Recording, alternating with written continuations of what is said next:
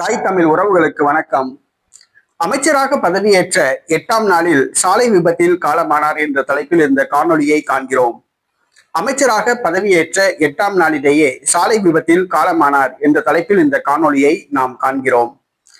இது இப்பொழுது நடைபெற்றதல்ல, 2011ஆம் ஆண்டு நடைபெற்றது.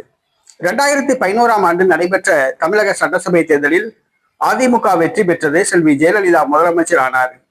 திருச்சி மேற்கு தொகுதியில் போட்டியிட்டு திமுக அமைச்சர் KN நேருவை தோற்கடித்தவர் மரியம் பிச்சை. இவர் 1951ஆம் ஆண்டு பிறந்தார். தனது 60வது வயதில் சுற்றுச்சூழல் துறை அமைச்சராக அவர் பதவியேற்றார். இவர் திருச்சி மாவட்டத்தை சார்ந்தவர். அதிமுகவின் அமைப்பு செயலாளராக பதவி வகித்துள்ளார்.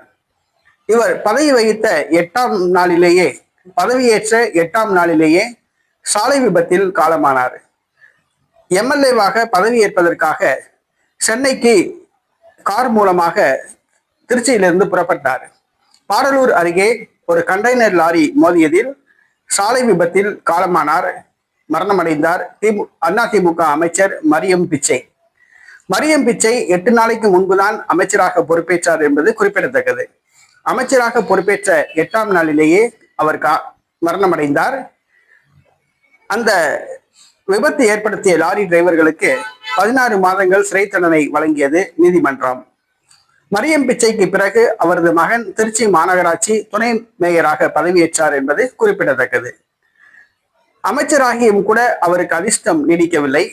அமைச்சரான 8ஆம் நாளிலேயே சாலை விபத்தில் காலமானார் அமைச்சர் மரியம் பிச்சை.